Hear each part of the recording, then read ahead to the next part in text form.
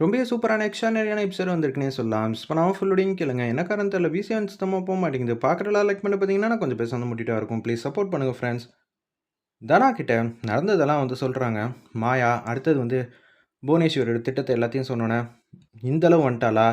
சரிக்கா, நான் பார்த்துக்கிறேன் அப்படின்னு சொல்றாங்க. என்ன சொல்ற? நான் கூட்டிட்டு போறேன்க்கா. நீ வா என் பின்னாடியே அப்படின்னு சொல்லும்போது, குருக்கள் வச்சிருந்த விஷயத்த அப்படியே மாற்றி வச்சுட்டு எல்லாரும் நிம்மதியாக சந்தோஷமாக இங்கே இருக்காங்க.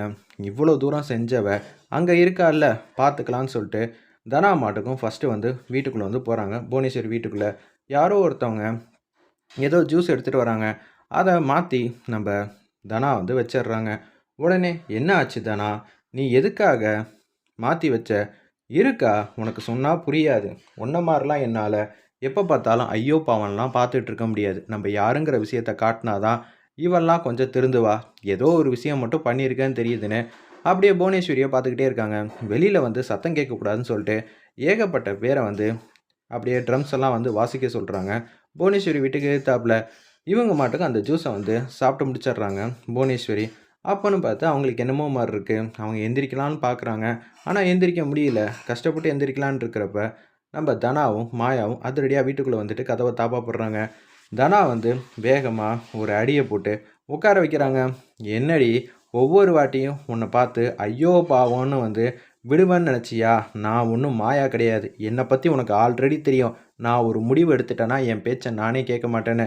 அது மாதிரி தான் இனிமேட்டுக்கு உன்னால் எங்கள் குடும்பத்துக்கு எந்த விதமான பிரச்சனையும் வர வாய்ப்பே இல்லை அப்படின்னு நம்ம தனா வந்து அதிரடியாக வந்து பேசிக்கிட்டு இருக்காங்க. நாங்கள் என்ன செஞ்சோன்னு உனக்கு புரியலல்ல. நீ எங்கள் வீட்டுக்கு அந்த தீர்த்தம் தண்ணியில் என்ன வைக்கலான்னு முடிவு பண்ணியோ அதே தான், சேம் ரிப்பீட் ஐடியா தான். என்ன வசதியெல்லாம் செம்மையாக வந்து இருக்கா? இப்போ தானே வந்து அதோட அருமை பெருமைலாம் உனக்கு தெரிய போகுது. நீ போட்டு வச்ச திட்டம் உன்னையே திரும்பி வந்துருச்சு பார்த்தியா? இதுக்கு தான் அடக்க உடக்கமாக இருக்கணும்னு. ஏய், என்னடி பண்ணி வச்சுருக்கீங்க? அச்சோச்சோ, மாயா வந்து கெஞ்சுறாங்க தனா கிட்ட. பாவமாக இருக்கே இவளை பார்த்தா. சும்மானு இருக்கா? இவளை பார்த்து பாவம் பாவம்னு சொல்லி சொல்லி தான் நம்ம வீட்டில் இவ்வளோ பெரிய விஷயத்தையும் வந்து செய்கிற அளவுக்கு இவள் வந்துட்டா. என்னாலலாம் ஐயோ பாவம்லாம் கண்டிப்பாக இவளுக்காக பார்க்கவே முடியாது அப்படின்னு அதிரடியாக வந்து நம்ம தனா வந்து சொல்லிடுறாங்க. சரி, என்னால் முடிஞ்ச வரைக்கும் என் தங்கச்சிக்கிட்ட கெஞ்சி பார்த்துட்டேன். ஆனால் அவள் கேட்குற மாதிரியே வந்து தெரியல அப்படின்னு மூஞ்சிக்கு நேராக வந்து சொல்லிகிட்டு இருக்காங்க. ஏதோ உனக்கு இன்றைக்கி தான் நேரம் போல் இருக்குன்னு செம காமெடியாக வந்து மாயாவும் வந்து பேசிகிட்டு இருக்காங்க அந்த இடத்துல.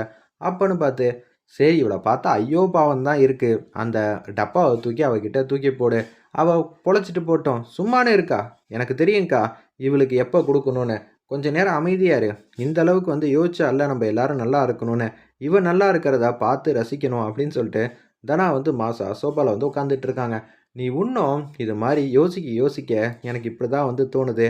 இப்போ எப்படி இருக்கு மாயா அப்படின்னு அந்த இடத்துல கேட்கும்போது, பார்க்க நல்லா தான் இருக்குது. இருந்தாலும் நம்ம குணம் இது கிடையாது. எனக்காக ப்ளீஸ் புவனேஸ்வரி கிட்ட அதை கொடுத்துரு. அவள் கஷ்டப்படுறத பார்க்க முடியல. சரி, நீ ஏதோ கெஞ்சுறங்கிற ஒரே காரணத்துக்காக தான் அப்படின்னு சொல்லி கையில் கொடுங்குறாங்க. இவளுக்கெல்லாம் கையில் கொடுக்க முடியுமா? தூக்கி போடுறேன், பிடிச்சா பிடிக்கட்டும், கீழே விழுந்து அது கொட்டிச்சுன்னா கொட்டட்டும்னு சொல்லிட்டு அந்த இடத்துல கிண்ணத்தில் ஏதோ ஒன்று கொண்டு வந்திருக்காங்க. அதை தூக்கி சோஃபாவில் வந்து டப்பாவோட வீசுகிறாங்க. டக்குன்னு வந்து எடுத்துடுறாங்க நம்ம புவனேஸ்வரி. அந்த இடத்துல உருண்டு பிறண்டு ஓடிக்கிட்டு இருக்கு அந்த கிண்ணம். கையில் வந்து எடுத்து முடிச்ச உடனே இதை குடிச்சிட்டு இனிமேட்டாவது ஒழுங்காக வாழப்பாரு. இல்லாட்டின்னு வச்சுக்கியேன் திருப்பியும் வந்து நான் உனக்காக எதுவும் பேச மாட்டேன். அக்கா இவெல்லாம் திருந்துவான்னு நினைக்கிறியா? ஒன்று நீ மாற்றிக்க, இல்லாட்டி ரொம்பவே கஷ்டம்தான் அப்படின்னு தனா வந்து சவால் விட்டுட்டு அங்கேருந்து வந்து போகிறாங்க. புவனேஸ்வரியால் முடியல. அப்படியே அந்த கிண்ணத்தை திறந்து அப்படியே வந்து மடக்கு மடக்குன்னு சாப்பிட்றாங்க. சாப்பிட்டு முடிச்சதுக்கப்புறமேட்டுக்கு நிதானமாக ஆகுறாங்க. நிதானமாக ஆகிட்டு செம்மையாக வந்து கோவப்படுறாங்க. தனா, எனக்கு ஐயோ பாவம்னு வந்து பிச்சை போடுறீங்கல்ல, இது எல்லாத்துக்கும் நீங்கள் கவலைப்படுற அளவுக்கு சிறப்பாக ஏதாவது ஒன்று செய்யாமல் விட மாட்டேன்னு திருப்பியும் பழையபடி கோவத்தில் வந்து இருக்காங்க. அவங்களால முடியல. அப்படியே அசந்து போய் தூங்குற மாதிரி தெரியுது. ஏகப்பட்ட பேர் வந்து ட்ரம்ஸை வச்சு வாசிச்சுட்டு இருக்காங்க. அப்பன்னு பார்த்து பசுபதி வராங்க. ஏய், நீ எதுக்கு எங்கள் 2 பேரும் வீட்டிலேருந்து வரீங்க அப்படின்னு அந்த இடத்துல பசுபதி கேட்கும்போது, எதுக்காக வரோமா? நீ குருக்கள் கிட்ட என்னத்தை கொடுத்து விட்டேன்னு எனக்கு நல்லாவே தெரியும் பசுபதி. நீ மாற்றினது தான் எனக்கு தெரிஞ்சு போச்சே. இது எப்படி இவங்க 2 பேருக்கு வந்து தெரிஞ்சிச்சுன்னு பசுபதி வந்து அரண்டு போய் கிடக்குறாங்க. அப்படியெல்லாம் ஒன்றும் இல்லைன்னு சமாளிக்கும்போது, அப்படியா பசுபதி, இவர் சொன்னால் எல்லாமே கரெக்டாக தான் இருக்கும். நீ எங்கள் வீட்டுக்கு என்ன கிண்ணம் வந்து கொடுத்து விட்டியோ அதைத்தான் நாங்கள் புவனேஸ்வரிக்கு வந்து கொடுத்துட்டோம். அவள் சாப்பிட்டுட்டா அத உள்ள உட்காந்துக்கிட்டு இருக்கா. சரியா, அதுக்கேத்த மாரி தான் வந்து மியூசிக்லாம் இவங்க வாசிச்சுக்கிட்டு இருக்காங்க. போதுமா அப்படின்னு சொல்லி கேட்கும்போது, "ஏய் என் தங்கச்சிக்கு என்ன ஆச்சு? ஏய் நான் என்னப்பா பண்ணேன்? நீ என்ன எங்க வீட்டுக்கு குடுத்து விட்டியோ, அதத்தான் மொத்தமும் நான் புவனேஸ்வரி கிட்ட வந்து குடுத்துட்டேன். அவளுக்கும் தெரியாம அவ மாட்டுக்கும் வந்து சாப்பிட்டுட்டா. இப்ப என்ன நடக்க போகுதுன்னு எனக்கு தெரியல" அப்படின்னு சொல்லும்போது, "ஏய் என்ன உள்ள போக விடுங்க. அவ்வளதான் சொல்லிட்டேன். என்னடா உனக்கு வந்தா மட்டும் பிரச்சனை, எங்களுக்கு வந்தா உனக்கு சந்தோஷமா?" அப்படின்னு திட்டும்போது, "இவன்லாம் மனுஷனா கூட இருக்கறது லாயக்கில்ல. போ! இப்பதான் பிச்சை போட்டு வந்திருக்கேன். இனிமேட்டாவது இந்த வாழ்க்கை நாங்க போட்ட பிச்சை. அத முதல்ல ஞாபகம் வச்சுக்க" அப்படின்னு சொல்லிட்டு பசுபதிய வெளுத்தெடுத்துட்டு மாயாவும் தனாவும் வெளியில வந்து போறாங்க. என்ன தைரியம் இருந்தா இப்படியெல்லாம் வந்து பண்ணுவாய்ங்கன்னு சொல்லிட்டு கதவ தொறந்து பார்க்குறாங்க. புவனேஸ்வரி முடியாம இருக்காங்க. "என்னம்மா ஆச்சு?" "நான் இப்ப பரவாயில்லண்ணே. ஆனா அவங்க என்ன தெரியுமா வந்து சொன்னாங்க? இன்னொரு வாட்டி இது மாரிலாம் வந்து நீ வாழக்கூடிய ஒவ்வொரு நாளும் நான் போட்ட பிச்சை" அப்படின்னு அந்த இடத்துல சொன்னாங்கண்ணே. இத கேட்க கேட்க என் மனசுக்கு எப்படி தெரியுமா இருக்கு? அப்படின்னு சொல்லும்போது, "ஒண்ணும் இல்லாத தனா, இந்த பேச்சு பேசுறாளா? ஆமாண்ணே, மாயா தானே எனக்கா வந்து பேசுனா. வெளியில அந்த பேச்சு பேசிக்கிட்டு இருக்காங்க. எப்படிண்ணே இந்த விஷயம்லாம் அவங்களுக்கு தெரிஞ்சுச்சு?" "தெரியலம்மா. குருக்கள் சொல்லவும் வாய்ப்பில்ல. ஏன்னா அவருக்கே வந்து என்ன நடக்குதுங்கிற விஷயம்லாம் தெரியாது" அப்படின்னு சொல்லிட்டு இருக்காங்க. என்ன பண்றதுன்னு தெரியாம யோசிச்சுட்டு இருக்கிறப்ப, "அண்ணே விடக்கூடாதுண்ணே, விடக்கூடாது" அப்படின்னு சொல்லும்போது, 2 பேரும் வந்து சோகமா வந்து உட்காந்துட்டு இருக்காங்க. நம்ம மாயாவும், தனாவும். "அக்கா, நீ ஏதோ ஐயோ பாவம்ன்னு பார்க்க சொல்ற. இது நமக்கு கடைசியில வந்து வினையா தான் வந்து முடியப் போகுது. அது அவங்க குணம் தனா. இது நம்ப குணம். நம்ப இப்படி இருக்கிறது தான் நம்மளோட தன்மை. அதுக்குன்னு நம்ப குணத்த அடிக்கடி மாத்திக்கலாம் கூடாது. இதுவே அவளுக்கு ஒரு பாடத்த தான் கற்பிச்சிருக்கும்" அப்படின்னு அந்த இடத்துல சொல்றாங்க.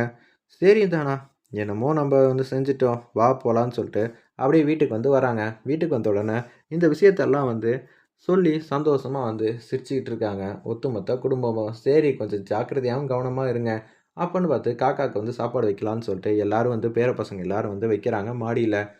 கரெக்ட்டா காக்கா வந்து இவரு வச்ச கதிர் வச்ச சாப்பாடு மட்டும் தான் சாப்பிடுறாங்க. ஓ! பேரனா வந்து ஆசீர்வாதம் பண்ணிட்டாங்களா கதிர? Super, super. இனிமேட்டு உன் வாழ்க்கையில நடக்கப் போறது எல்லாமே வந்து நல்லதா தான்டா அமையப் போகுது அப்படின்னு சொல்லும்போது, கதிர மனசார பேரனா வந்து ஏத்துக்கிட்டாங்க அவங்க தாத்தா. அதுக்கேத்த மாரி தான் இங்க இந்த இடத்துல வந்து எல்லாம் வந்து செஞ்சிருக்காங்க. ரொம்பவே வீட்ல இருக்கிற எல்லாரும் வந்து சந்தோஷப்பட்டுட்டு இருக்காங்க. இனிமேட்டுக்கு ஊர்ல ஒரு பயலும் பேச முடியாது. நம்ப பையன், நம்பளோட பையன் மட்டும் தான் அப்படின்னு நம்ப பாட்டி வந்து சொல்றாங்க. அந்த இடத்துல அப்பன்னு பார்த்து வீட்ல இருக்கிற எல்லாரும் வந்து சந்தோஷப்படுறாங்க. அப்புறம் என்ன, தாத்தாவோட ஆசீர்வாதமே வந்து கிடைச்சிருச்சுல்ல. இனிமேட்டுக்கு உனக்கு ராஜ வாழ்க்கை தான்.